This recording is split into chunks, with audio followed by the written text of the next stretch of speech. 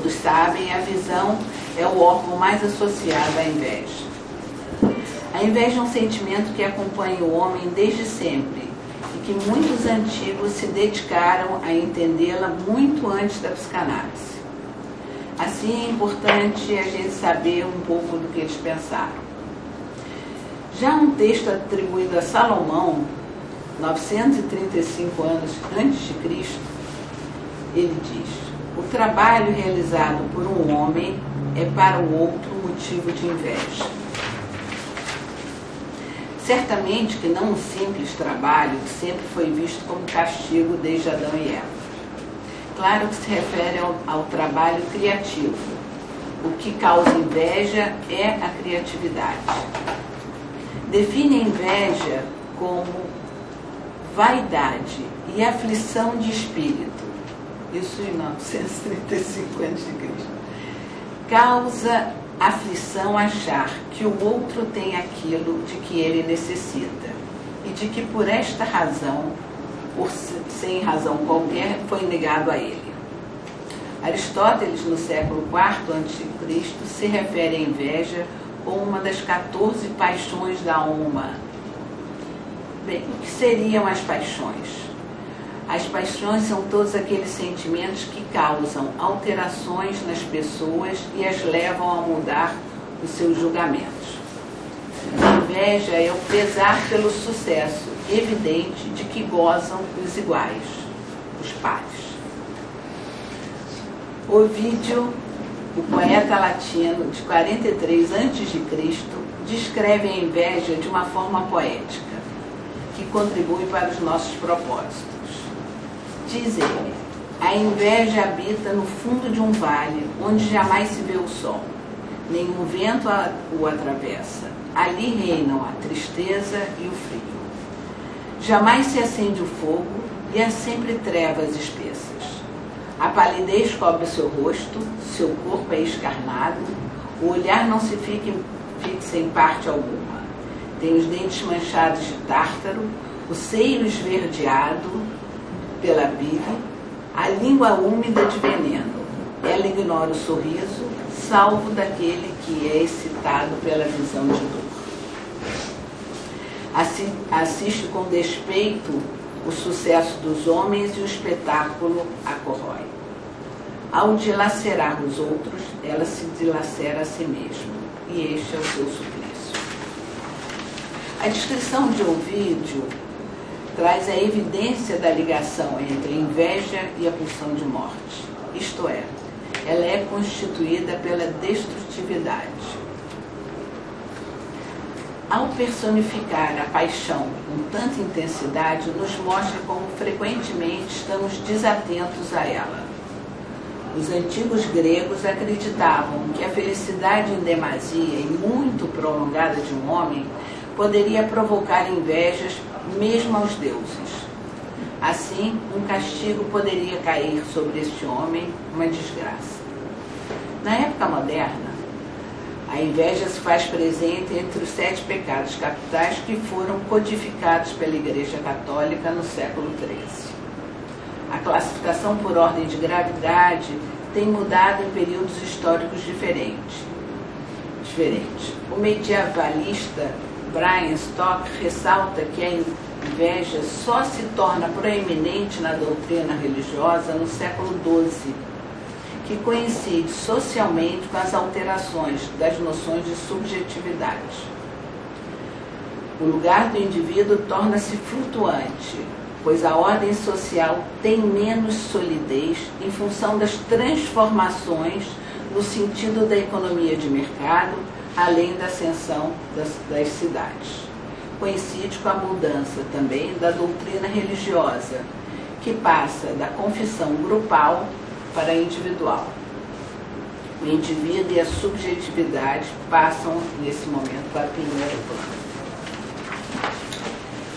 Sempre houve um consenso de que os afetos que nos atormentam, talvez o mais pernicioso seja a inveja.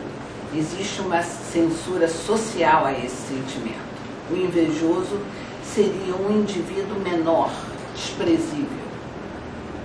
A inveja possui um componente erótico, por ser participante dos desejos mais primitivos. Desejo que luta para ser satisfeito, embora o que deseja pertence ao outro, tem dono.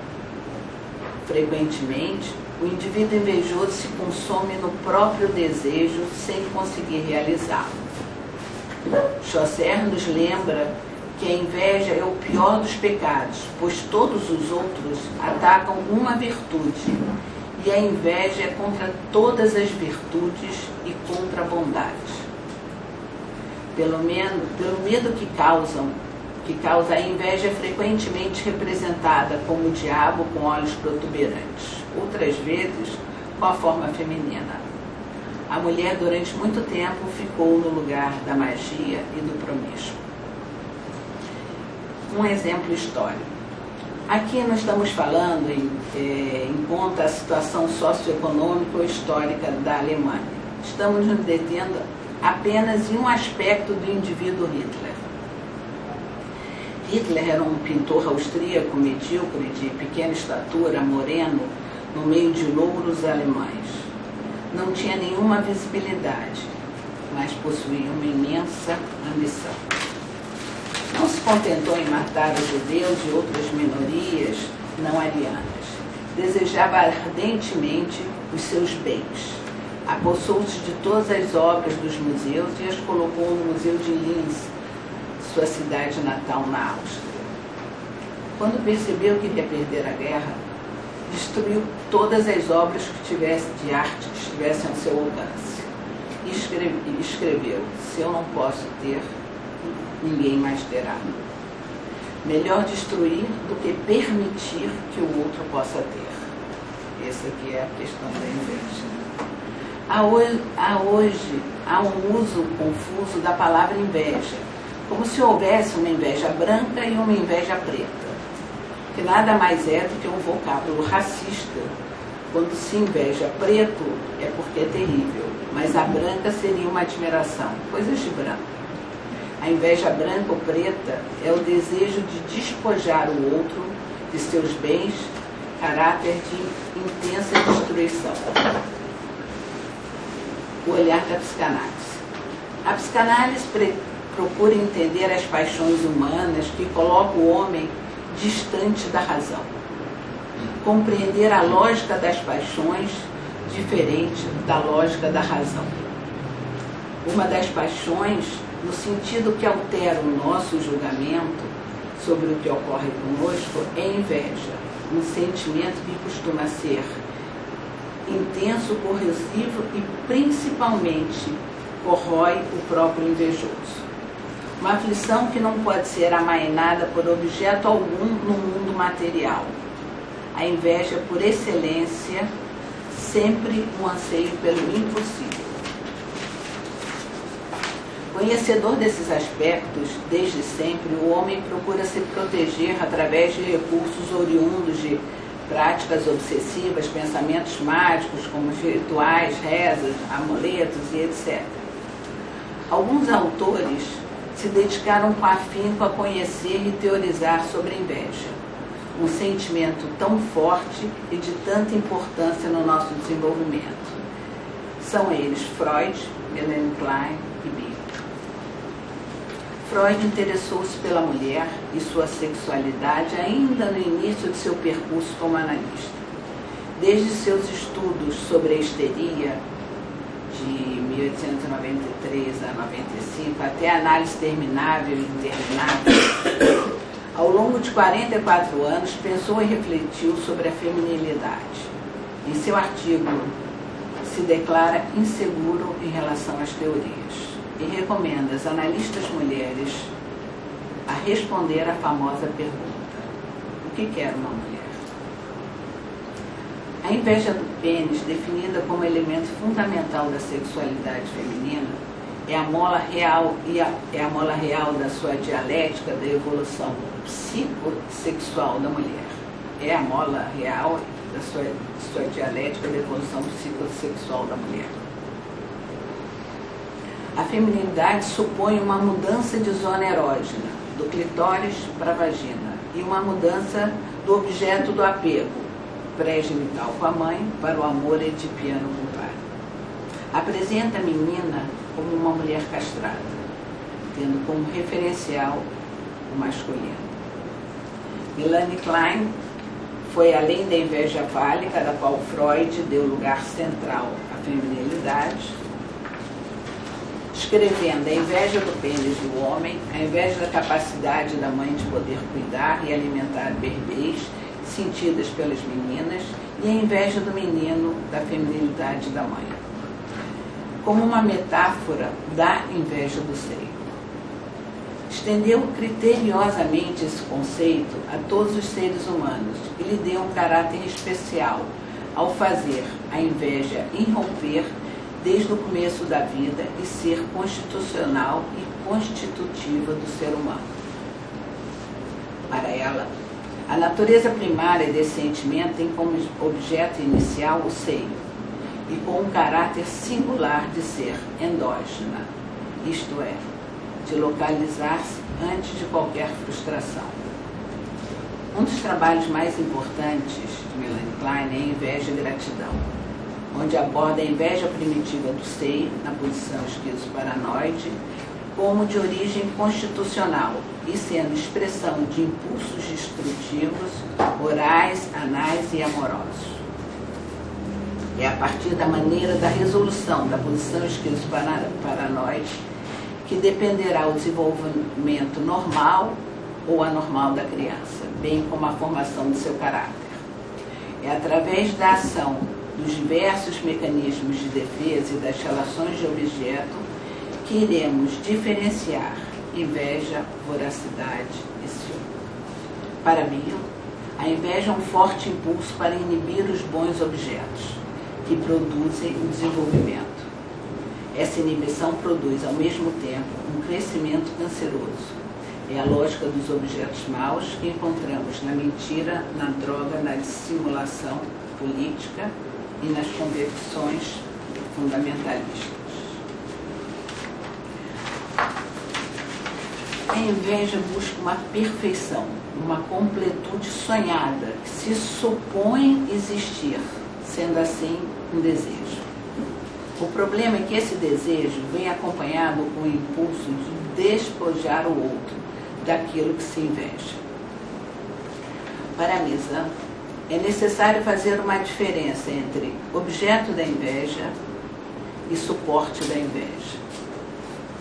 O objeto da inveja é imaginário, pois só existe no invejoso, enquanto uma promessa de um estado idealizado de perfeição plena, quando o sujeito é o seu próprio ideal. A inveja se destina a algo imaterial e inapreensível. E a gente tem sempre a ideia, inveja da beleza, inveja da inteligência, né? Mas na realidade você inveja esse objeto, você supõe estar no outro. Um objeto e o suporte, né? O suporte da inveja é o cabide, onde se coloca qualquer coisa. Por exemplo, um carro, uma casa, uma capacidade, um pênis, um trabalho, uma beleza. A raiz da inveja é o que Salomão chama de aflição do espírito. O sujeito aflito anseia por algo que amaine a sua aflição. Mais do que isso, ele se sente privado do bem tão ansiado. O invejado nem sempre concorda que há razão para ser invejado. Black nos traz um olhar muito interessante, que eu acho que dá para se repensar essa questão, inclusive da inveja do pênis, que é: a metáfora está para a linguagem poética, assim como o modelo está para a linguagem científica. O modelo se constrói, a metáfora surge. Para Breton, o que é extremamente doloroso é ter que reconhecer a separação entre self e objeto.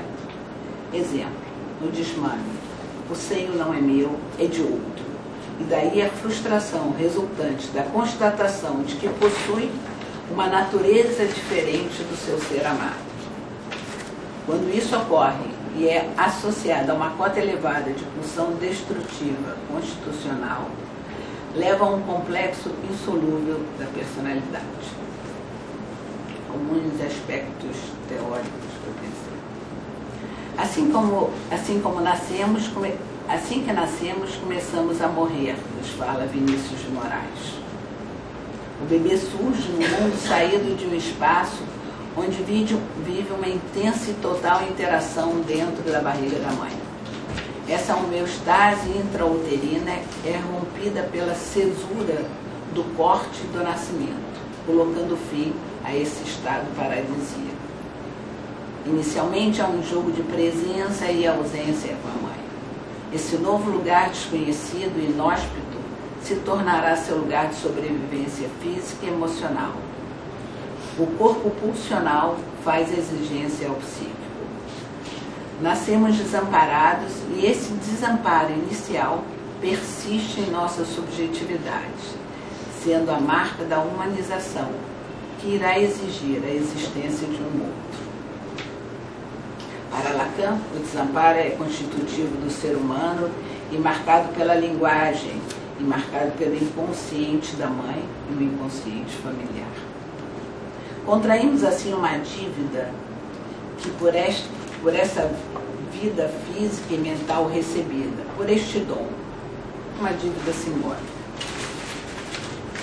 Sabemos todos da prematuridade do ser humano. O apelo do bebê por alívio da tensão interna e das excitações desse mundo novo são dirigidos a um outro, no caso a mãe, um substituto. Por isso mesmo, ele incorpora a vitalidade do outro no seu ser. É a heterogeneidade oferecida pelo outro, a mãe, que dá condições ao ser humano de ser viável. Sem isso, o bebê perece.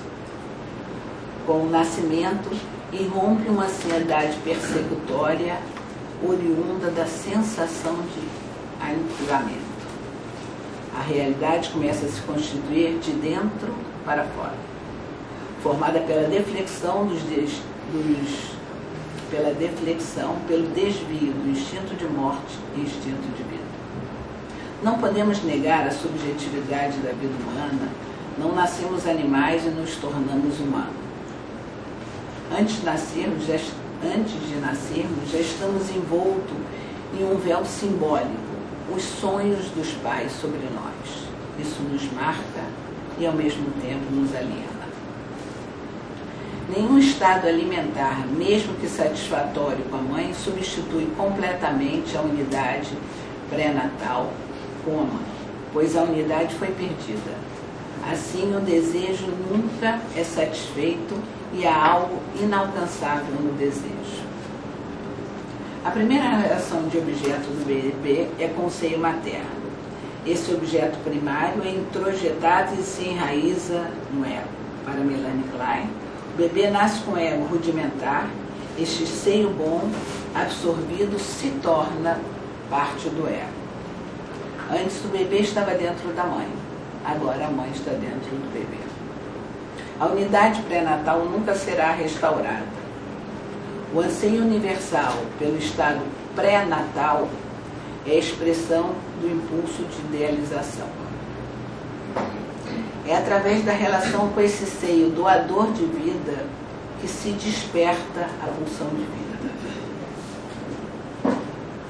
A matriz do seio materno, nutridor, os gestos de cuidado, que inclui a voz materna, onde se tecem a realidade psíquica sensorial e é onde se tece a realidade psíquica sensorial e o inconsciente. Do corpo a corpo da mãe e em um só corpo para dois, como lugar de origem e enigma, que permite a curiosidade e com ela a criatividade. O corpo é um receptáculo de memórias afetivas que interferem o tempo todo na apreensão das nossas vivências. A inveja é a mais primitiva externalização da pulsão de morte no dinamismo intrapsíquico. Sozinha ou somada a outros sentimentos, ataca a fonte de vidas e as experiências boas.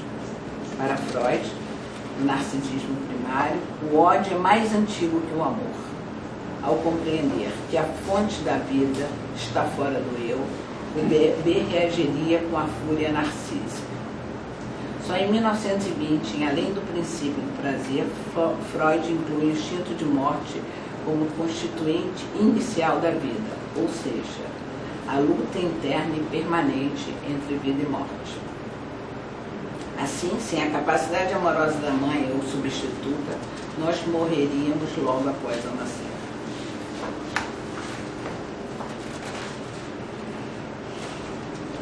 A inveja, agora eu vou tentar, são alguns aspectos clínicos, como isso aparece na nossa clínica, a questão da inveja no consultório.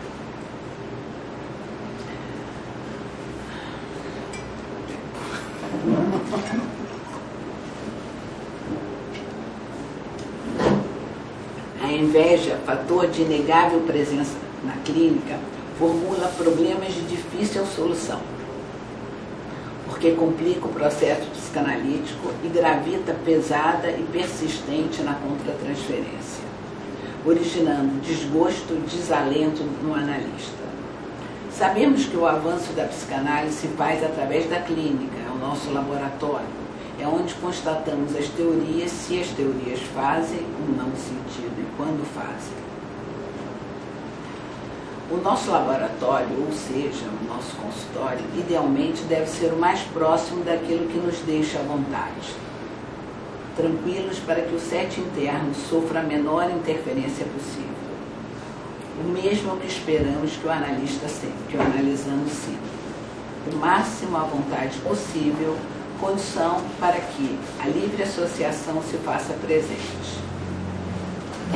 A psicanálise leva a pensar o que nunca foi pensado. Assim, introduz a incerteza. E essa é a grande ameaça para o paciente, que se sente entrando em contato com o não conhecido. A análise aumenta a incerteza ao colocar o analisando em contato com novos pensamentos sobre si mesmo, com vivências vistas agora sob novos ângulos. Alguns pacientes não suportam a quebra da sua versão sobre a sua história rigidamente estruturada. Ficam ameaçados com a possibilidade de pensar e perder o que têm para entrar num mundo de possibilidades. Ao se perceberem melhor e com o desabrochar de uma criatividade que não imaginavam possuir, se assustam. Desconfiam de si e passam a viver um pânico de serem abandonados e progressivamente começam a desconfiar do seu próprio trajeto. Passam a viver o desamparo do conhecimento já conhecido e que com isso ficassem a cargo do analista a possibilidade de abandoná-los nessa trajetória.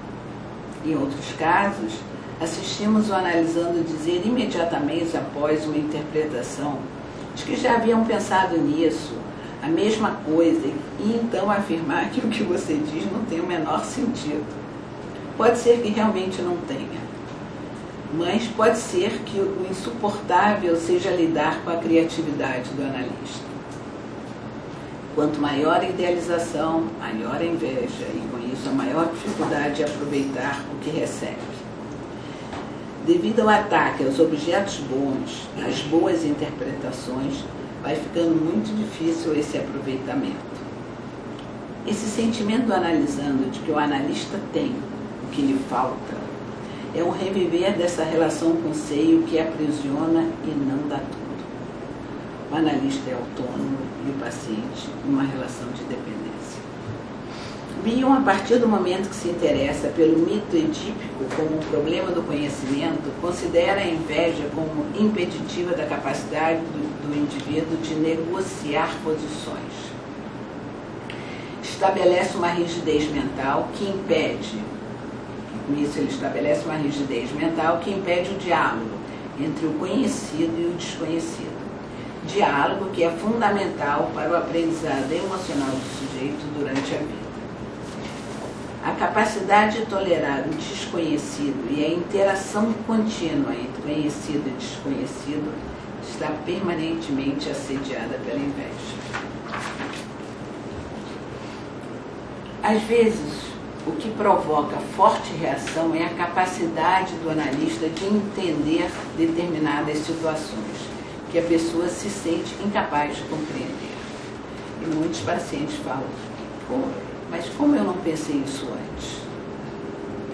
A reação pode ser inclusive por uma recusa de ser ajudado, por perceber inclusive que aquilo não é uma capacidade mágica, mas fruto de um trabalho ao qual ele está tendo acesso e que pode levá-lo a ser analista dele mesmo. Quando os ganhos não podem ficar retidos e são vividos como se tivessem sido roubados do analista, instaura-se um matiz persecutório. Na prática da análise, a inveja aparece não porque o analista retém uma interpretação, mas sim porque a forneceu, e porque ao ajudá-lo, permite ao analisando perceber a si próprio uma capacidade de evoluir. O analista fica neste lugar como suporte para algo, como a questão da inveja, imaterial, inatingível, próprio da essência do objeto invejado. Muitas vezes o paciente tem que piorar muito, provando assim que não recebeu nada e o que recebeu está muito estragado. No tratamento, essa situação é conhecida como reação terapêutica negativa, que gera confusão mental, splitting, desespero e tratamentos intermináveis. Quando há uma boa relação analítica, mesmo as interpretações que não são nem tão certeiras, conseguem ajudar o analisando. A boa relação inclui a tolerância com as imperfeições do analista. A interpretação psicanalítica é uma metáfora que se transporta de um lugar para o outro e, uma vez executada, deve dirigir-se a outro lugar, o que sanciona o transitório do processo psicanalítico. Como Freud conceituou que a inveja do pênis é constitutiva da sexualidade feminina, gostaria de trazer alguns pensamentos a respeito do feminino. Até o século XVII, as mulheres não eram responsáveis pela sobrevivência e pela educação dos filhos. Ao contrário, o cristianismo primitivo concebia o sexo feminino como desregrado sexual, ameaçador e dotado de sentimentos maléficos. O erotismo feminino era concebido como essencialmente perigoso pela ameaça de desordem que representava. Importante frisar que durante o século XIX foi tecida de forma meticulosa pela tradição cristã a oposição entre desejo e maternidade. Seu erotismo foi esvaziado de virtudes e estigmatizado como pura negatividade. De acordo com a ética cristã, a relação sexual só seria permitida e recomendada para fins reprodutivos, devendo ser silenciada qualquer dimensão do gozo no corpo feminino. Claro que houveram mulheres que não submeteram a essa situação, que eram consideradas mulheres masculinizadas, que tinham essa possibilidade pela parte masculina. Em torno do século XVIII, identifica-se um conjunto de ideias médicas, filosóficas e morais que pretendiam delinear uma diferença, exatamente por essa situação que a mulher vivia, delinear uma diferença de essência entre o masculino e o feminino, pois obedeceriam às disposições naturais de cada um. A psicanálise nasce no fim do século XIX e início do século XX, na passagem da tradição para a modernidade.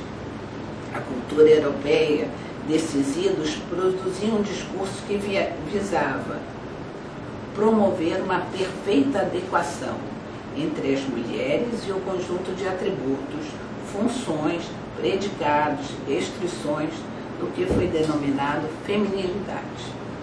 Assim era definida a natureza das mulheres, as virtudes próprias da feminilidade. Pautavam-se no recato, na docilidade, na afetividade mais envolvida, da receptividade passiva em relação aos desejos e necessidades dos homens e, mais tarde, dos filhos. A figura da mulher estava construída em torno do atributo da maternidade, isto é, o erotismo propriamente feminino deveria passar pelo labirinto enigmático da maternidade. Nesse conjunto de circunstâncias sociais que teve como base o modo de vida e o ideário burguês, a mulher foi subjugada a uma posição de feminilidade, forjada pelo discurso masculino. Essa mesma feminilidade, entrando em crise ainda no século XIX, produziu a histeria como um modo dominante de expressão de um sofrimento psíquico. Diante da coerção a seu corpo, sua sexualidade, sua vida, de modo geral, as mulheres encontraram nos sintomas histéricos uma forma de dramatizar sua insatisfação e seu protesto. Freud constrói hipóteses sobre a sexualidade feminina ao longo de toda a sua obra. Podemos destacar desse percurso dois movimentos fundamentais. O primeiro vai de 1905 a 1920, que aborda suas concepções iniciais sobre o desenvolvimento da sexualidade infantil, onde a sexualidade feminina é pensada a partir do modelo masculino, o monismo sexual.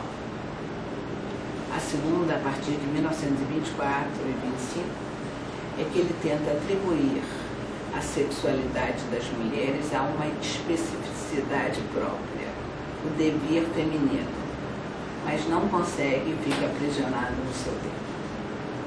A atribuição de gênero precede a descoberta real da própria anatomia. A atribuição de gênero é uma mensagem, enquanto a anatomia sexual é um objeto de percepção. A questão de gênero é inconsciente para o próprio adulto, que inclui seus desejos e fantasias, identificações conscientes passados para a criança como algo simples, como dizer: isso é um menino e isto é uma menina. A teoria freudiana sobre o feminino e masculino se misturou no seu tempo e interpretou as angústias infantis como descoberta psicanalítica. Como um pensador da história revolucionária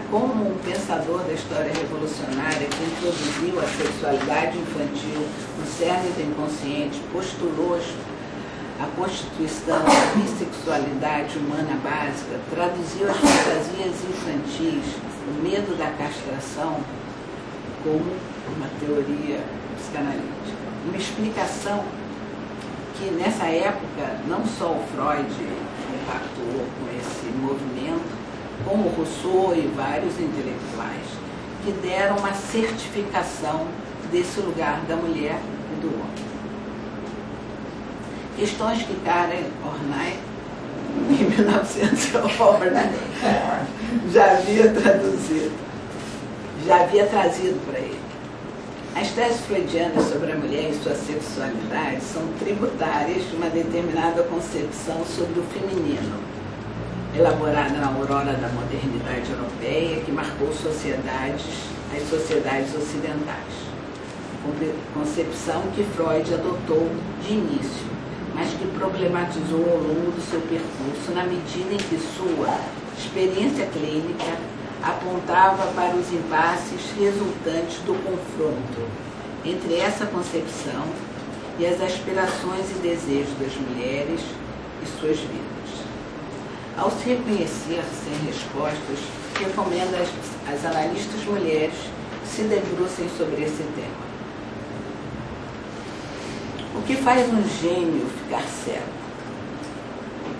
Que é a questão da visão da igreja sobre esse aspecto. Porque um gênio não pode ver e atacou a sua própria criatividade para não ver a criatividade da mulher, que é a mulher castrada. Porque a mulher tem de tão ameaçador que chegou a impossibilitar Freud de enxergar além do seu tempo. Será que é uma clínica do sujeito sem a clínica da civilização? Será que podemos estar tão fora do nosso tempo? Para Héritier, diz que a luta da mulher, a questão da mulher é do homem, né? Diz que a luta é pelo controle do corpo feminino e da sua capacidade de reprodução. A capacidade criativa, como vimos, é a maior fonte da inveja. Não há dúvida que a diferença anatômica entre o menino e a menina existe, mas a questão é o significado do olhar do valor social, do desejo dos pais, do lugar, do valor pré-determinado que se dê ao pênis um suporte da inveja. A inveja do pênis me parece mais uma metáfora da inveja. Eles dizem, somos diferentes. Ele tem algo que eu não tenho, e eu tenho. E ele responde, eu tenho algo que ela não tem. Logo, eu tenho e ela é castrada. Esse algo estava calçado com a política pública vigente da castração da mulher como um todo. Em Psicologia das Pequenas Diferenças, não possuir suscita um sentimento de falta, uma dor profunda, visto que em algum lugar do meu corpo eu atribuo um gozo inexcedível provocado pela posse de algo que não tenho. Essa é a definição do sentimento de inveja. A confusão que Freud fez, a meu ver, é entre o objeto da inveja e o suporte da inveja. O objeto é imaginário. A diferença de significados e valores é que coloca na ordem da inveja, o corpo da inveja como objeto. Freud estava relatando as teorias sexuais infantis, né, as fantasias das crianças, com a teoria psicanalítica. Quer dizer, ele faz a mesma equivalência do que o pequeno Hans contava, e ele estruturou. Ele concordava com tudo aquilo, ele também achava aquilo, e colocou com uma teoria a respeito das teorias sexuais. Bem, é isso.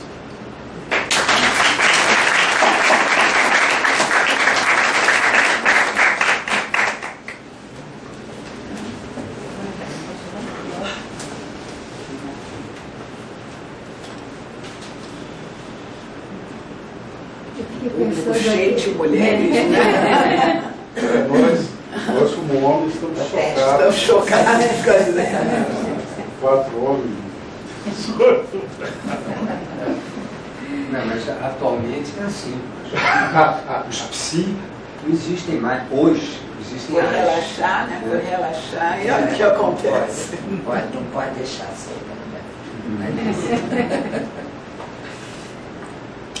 Mas a inveja parece que é o avesso de um sentimento enorme de admiração. Né? Tá, gratidão. Mas a gratidão implica no reconhecimento do outro. Admiração. Admiração. Que é da gratidão pela possibilidade de admiração. Agora implica num sentimento de impotência, né? Quer dizer, de você não conseguir, quer dizer, você inveja alguma coisa no outro, e como você bem disse, nunca se sabe exatamente o que é, porque não é aquele objeto imaginário, uma coisa que vai além, né? Mas também porque você não acredita que você possa conseguir, né? Quer dizer, aquilo... Pelos seus próprios méritos. pelos seus próprios méritos e meios, né? Mas na verdade a questão da inveja é desse objeto imaginário, né? É o seu... Pelo que eu entendi, de completude, de uma certa lugar ideal. Exatamente, do seu ideal, que é colocado no outro, e você passa a invejar no outro e destruir a tentativa, não é de querer ser como o outro. Pois é, isso é admiração. Isso é admiração. É privar o outro daquilo que você acredita que não pode ter. Porque ele tem e você não conseguiu ter. que está nele. Não conseguiu e não tem a sensação de que pode vir a conseguir. Porque é impossível de conseguir. Ninguém, é um objeto ideal. na essência, você veja, né? Tem um processo que o outro passou para chegar nesse lugar supostamente invejado. Ele é completo, ele nasceu, né? Eu sempre acho que o bebê acha que a mãe não é si própria, entendeu? Assim. já erram, né? Então não é o que você possa, você não tem processo identificatório, porque não há um percurso, né? Aqui nasceu completo. Então acho que essa fantasia da completude. E esse lugar é que vai se repetindo, né? Vai sendo vivenciado desse vazio, né? Em que o outro vai ter que abrir mão disso, porque esse lugar da inveja do invejoso, porque a gente tem uma ideia, né? Eu tenho inveja da beleza do outro, tenho inveja da cultura do outro, mas na verdade é de um lugar ideal imaginário. Lógico. Você apenas vai dando nomes que é a questão do suporte, né? Do cabide, né? Da completude. Mas tem uma pessoa que admira um outro e tem a outra pessoa que inveja. Né? O que é uma diferença muito grande. Né? Quer dizer, o que é que faz uma pessoa poder fazer uma relação de admiração, né? E que o outro não consegue fazer essa relação de admiração, né? Quer dizer, tem um sentimento de impotência em jogo, né? E quando você falou da feminilidade, etc., quer dizer, a mulher tem inveja do pênis, mas o homem tem inveja da mulher. Da criatividade. Da criatividade. E tem um medo horroroso, né? Porque faz tudo para que ela... mantê-la presa. Sob controle, presa, porque senão aquilo pode acontecer. Não, o medo só aumenta. Então, à medida que elas vão ficando cada vez mais à vontade, os homens vão ficando cada vez mais assustados. Tem uma tirinha da Mafalda, não sei se vocês conhecem, que é a inveja do pênis. Não. Não. Que a Mafalda com um menininho e falando, eu tenho, você não tem, eu tenho, você não tem. E ela sai arrasada para falar com a mãe, chorando, e a mãe fala alguma coisa no ouvido dela, e ela volta toda prosa, assim, com a cara. E ele falou, o que é? Ela falou, eu sei que com essa aqui que eu tenho, eu posso ter quantos desses eu quiser.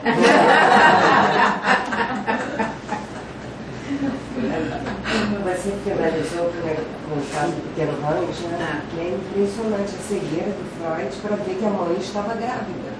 Tudo em função do cavalo, e a mãe grávida não tem o menor problema. Né? Sim, porque a questão é a gravidez. Né? A questão é a criação. Né? E esta questão ele não pode conseguir. Exatamente. E ele não consegue ver. E é curioso que, até aprendendo Freud hoje em dia, os professores homens não negam um bocadinho essa parte, né? É porque eu acho que é uma coisa... Na verdade, acho que as mulheres continuam encostando nos homens. O Freud foi claro.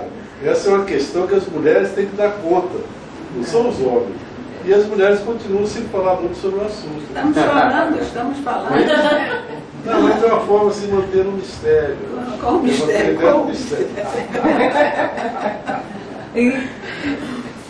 O problema é que depois de um trabalho desse continua um mistério. Claro. Continua não entendendo. Mas é essa que é a história. Né? O continente dele? É. Um mistério. Quer dizer, não é a questão de se mudar quem é que está no lugar da inveja. Né? Não é agora era o homem, agora é a mulher, ou é a mulher, ou é o homem. Mas o que é o objeto da inveja? Que eu acho que essa é a questão. Né? Não é que, não, agora os homens têm que ter inveja da mulher, ou agora... Né? É de um lugar de que a criatividade, a criação, a relação com esse seio, que seria um seio completo, né? Daria tudo, e ele depende absolutamente deste lugar. Isso aqui é um favor, né? O bebê depende exclusivamente daquele ser e é uma coisa misteriosa, um poder divino, né? De criar É um poder de vida, de vida e morte. Então fica uma coisa muito ameaçadora, né? Eu acho que essa comparação é que marca, instaura uma falta, né? Se todo mundo tivesse 2 narizes, quem tem, né? Quando você vê, todo mundo não tem, né? 4 olhos. Claro. Né? O fato da mãe ter esse poder instaura que você não tem, né? Então, e aí eu acho que o único jeito de sair dessa aflição é o outro também não ter, né? O famoso igualar por baixo, né? Não há outra possibilidade, né? É uma ameaça ao ego, né? Absurdo, né? É o narcisismo, né? Agora, o que faz um ser muito mais invejoso do que o outro? Essas diferenças, assim, pensando um pouco, né? Nessa questão do seio, né? Por que tem bebês que vão se satisfazer, né, com uma mamada e tem outros que vão ficar 1, 2, vorazes, né? Assim, isso a gente, quem tem mais de um filho, percebe que tem um que vai ali, que você vai lidar muito mais fácil. Ou tem outro que você fala, cara, claro que tem você também, né? Tem um primeiro filho, tem um segundo, tem uma outra maneira, mas você percebe que o bebê tem... São diferentes. São diferentes, exatamente. O bebê não nasce Mas igual. é algo constitutivo também, né? É que é algo constitutivo. Até depende, por exemplo, o índico que não teve filhos, que a culpa toda é da mãe. Se ela fosse suficientemente boa, todos os bebês eram fofos. Não tem nenhuma mãe. Agora, que teve 3 filhos, fala que a culpa é do bebê, que ela foi ótima. É verdade. Comigo não tá, né? Nos 2 casos. Sim, mas não há dúvida que há uma predisposição, uma forma, quando o bebê nasce, e aí os pais e mães, né, percebem tranquilamente como é um bebê e como lida com a frustração. Essa possibilidade de lidar com a frustração marca exatamente essa questão que a Melanie Klein coloca. E a pulsão de morte e a impossibilidade de lidar com isso. Esse lugar é que ela realmente não sai disso, né? Isso não quer dizer que se você tiver uma mãe presente, não é um facilitador. Se você não tiver uma mãe que tem essa capacidade de reverir, que tem a capacidade de suportar isso, mas que é difícil, essa questão que ela coloca claramente como constitucional, não há dúvida. Agora, eu achei muito interessante isso que você falou da inveja como uma atualização da transferência na reação terapêutica negativa, né? Exatamente. Quer dizer, como que nunca tinha pensado na reação terapêutica negativa como inveja. Que é basicamente E mais como ligado ao masoquismo, a pulsão de morte e tal, né? Mas não exatamente. Pulsão de morte. Pois é. É exatamente isso, né? Você tem capacidade de receber, fala justamente dessa incapacidade de gratidão. Sim, exatamente. E essa... Fala. Quando eu pensei em levar um pouco para a clínica, eu estava pensando, né, que quando assim se atualiza na clínica, a inveja surge, e é um processo longo, e às vezes com uma distância, né? Você está vendo a inveja, ela está ali, e o paciente tem muita dificuldade de poder se apropriar do que é dele, da inveja dele, né? E é curioso também que qual é a solução para a inveja? Ela é constitucional, ela vem, pessoas que são mais invejosas que outras, né? Quer dizer, ou o processo analítico sobrevive à inveja e dá continuidade ao processo, dá espaço para que a pessoa possa se apropriar do que é dela e fazer alguma coisa com isso, uma transformação. É porque a inveja não seria não é uma emoção assim, né? De ter Sim, inveja, é dessa aflição que... Uma angústia, né? Uma angústia, tudo que você colocou, né? Inclusive, quer dizer, dentro da idealização, a ideia não é uma ideia idealizada, né?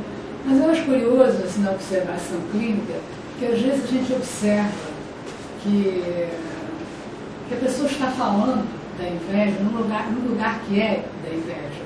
Ela percebe isso.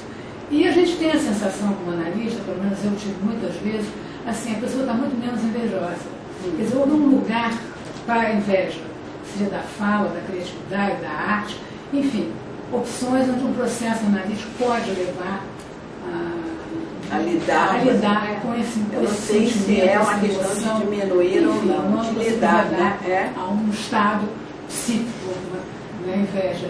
Então eu fico pensando, quer dizer, quando a gente sobrevive à análise, não impede, não destrói o processo analítico, né? Há uma certa interlocução interna desses processos, né? Dentro da pessoa. Então eu acho interessante a gente poder observar na clínica, né?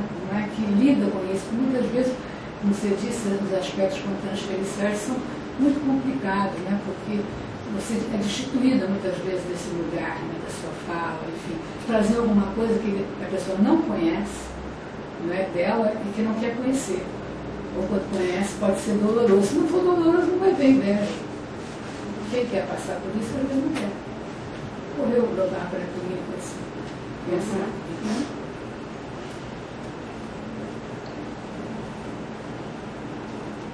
Eu acho que é exatamente isso, mas eu acho que a possibilidade é de você poder lidar com inveja, né? Como algo que é o quê? É lidar com a sua aflição, porque a gente fica, é isso que eu estou dizendo, parece uma coisa específica, eu tenho inveja. Não, você não suporta você mesmo estar no lugar da inveja, você mesmo receber, e é através dessa introjeção, projeção, que você vai o tempo todo tentar poder lidar melhor com a capacidade de frustração, de suportar a questão do narcisismo, né? A questão com o analista, né? Que é a pessoa teoricamente, né?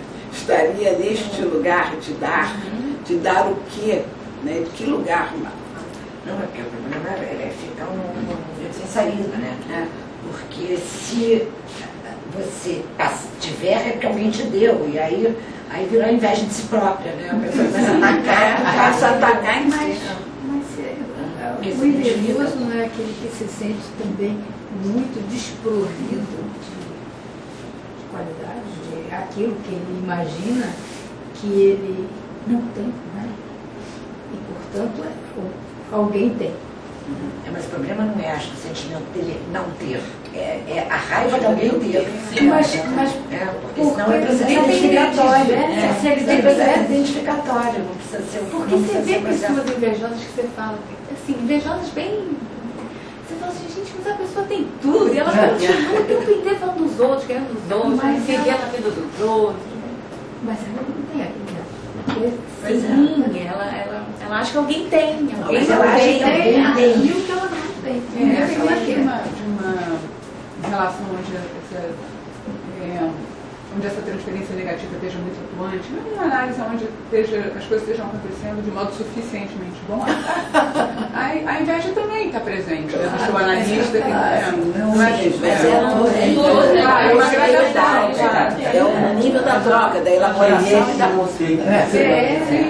Aí que tá, parece que é um próximo oitavo ou décimo, que não tem todos esses pecados capitais são humanos, foram colocados para a igreja como coisa na hora. Se não fosse humano, todos os sentimentos têm que estar presentes numa análise. A questão é a quantidade. Agora, a sociedade, né, ela dá um empurrão. É legal você ser invejado. É o lugar? É o lugar. Eu falando Face, né? Você está lá, naquele lugar, mesmo que seja por 1 minuto ou 10 segundos, e tem que se manter continuamente nesse lugar. E quando cai, cai. Né? Porque é algo que é produzido. É face e é fake. Né? Que é esse lugar da produção para estar neste lugar da inveja e não do invejoso. Dá trabalho. Não é? Mas eu fico pensando aqui, né, a gente estava brincando sobre o Instagram, eu acho que o próprio movimento de você ficar postando no Instagram tudo de maravilhoso, toda a felicidade, provocar inveja é porque você também inveja. É um ciclo vicioso. Tá falando de você, né? Falando, olha que maravilha que eu tenho. Vocês acharam que era Você um tem, né? É moeda, tem um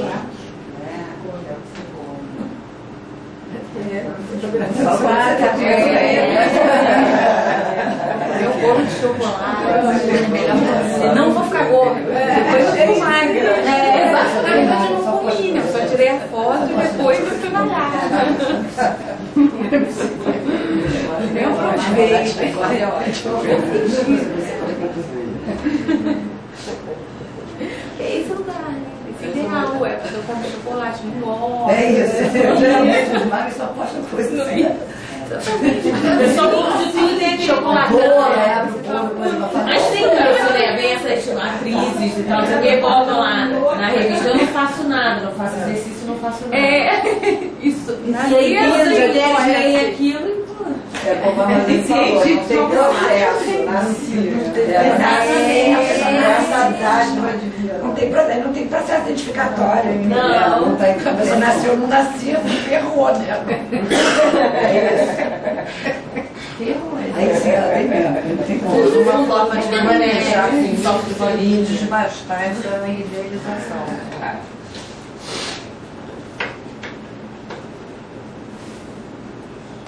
E é interessante que é aquela pessoa que se sente invejada, eu acho que é uma das coisas mais apavorantes, né? Se sente muito agredido, né? Muito. É um ataque, parece que eu estou mudando, tem mal olhado. Mal olhado. Mas eu acho que as pessoas ficam com medo do retorno daquilo para si. Então, assim, tem gente que fica.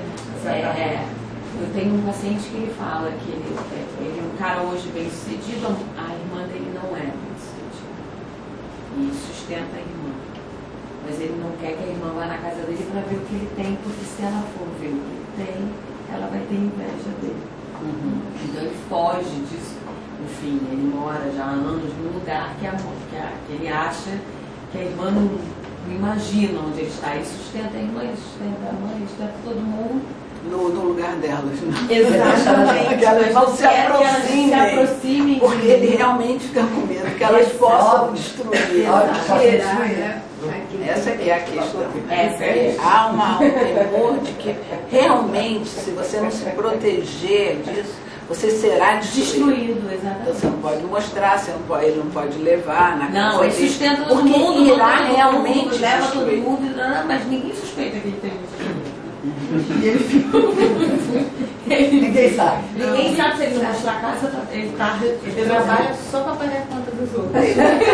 Só ele não tem nada. Mas é destrutivo. Exatamente. Mas você trouxe a questão da potência e impotência. Eu acho importante que a coisa terapêutica escolhe lidar com potência terapêutica. Desenvolver a potência do analista. Pois é isso aí. Quer dizer, desenvolver a potência do analisando e, ao mesmo tempo, o analista não se colocar no lugar idealizado. Porque também é isso. Quer dizer, então tem uma coisa também, né? De você poder suportar isso. E dar dicas, né? Dar sinalizações, né? Que você não está nesse lugar. Idealmente, o poder desbastar essa. Exatamente. Mas eu acho que é o próprio lugar. É um analista que não acha que tem falta, né? Porque não sou essa pessoa completa. Existe falta. Mas esse lugar da falta, né, é um lugar complicado, né, como para o analista, porque isso começou a ser uma questão de que os analistas começaram a se colocar com vários defeitos, como se fosse aí a falta deles. Né? E não a questão que ocorre na relação. Não é de, eu realmente não sou perfeito, eu também faço isso. Nós estamos num outro registro, não estamos nesse registro, não é dessa falta que nós falamos. Né? E eu acho que é desse outro lugar da falta que faz parte da relação, da questão do self e do outro. Né? Quer dizer, qual é a relação com o outro que isso pode ocorrer? Se é suportável para o analista, se é suportável para o paciente. Qual é a relação em que essa troca, quer dizer, que o suportar o si e o outro é possível. Claro que se o analista se coloca nesse lugar, isso não vai adiantar. E também não adianta. Né? Não há essa possibilidade de vocês terem essa casa protegida. Né? Sim. Não há essa possibilidade. Você está numa relação que é uma relação a dois, que é uma relação construída a dois. Então não há essa possibilidade. A questão é ser suportável para ambos a quebra desse lugar. Né? Então eu acho que essa é a questão da análise. E a gente pode até imaginar que uma boa análise, vamos dizer assim, essa quebra vai ter que existir, acontecer em cada análise que você faz. Né? Porque vamos pensar que a transferência inicial normalmente é uma transferência mais idealizada e no final de análise a pessoa consegue fazer uma transferência menos idealizada. Então tem um percurso disso. Tem uns que ficam o resto da vida. Sim, mas vamos dizer uma análise bem sucedida, vamos dizer assim, que exista uma modelação diferente na transferência, né? E existe uma retificação subjetiva por parte do analista, né? E uma destituição narcísica por parte do analista, né? E, quer dizer, então são muitas coisas que têm que acontecer. Mas numa situação. Em cada análise. Mas eu acho que isso que se fala da relação terapêutica negativa, em certas situações, em pacientes muito, não é invejosos, muito numa situação de que o bem-estar dele mostra o pavor que ele tem de entrar numa situação de abandono, voltando ao seio, e da inveja, que você repete essa relação, eles não suportam. Né? E você tem que estar constantemente, e a cada coisa que apareça numa relação, você atrasou. Isso é uma catástrofe. Isso é uma catástrofe. Ou ele nega, ou quando você atrasou, isso é uma catástrofe. Porque isso fala de algo que se refere ao abandono, que você não gosta, que é uma certeza, que isso destrói a possibilidade dele receber qualquer coisa outra.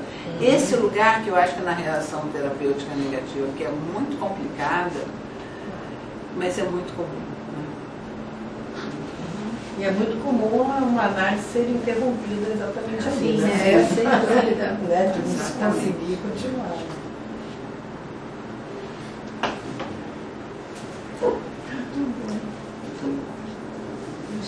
Gostei muito.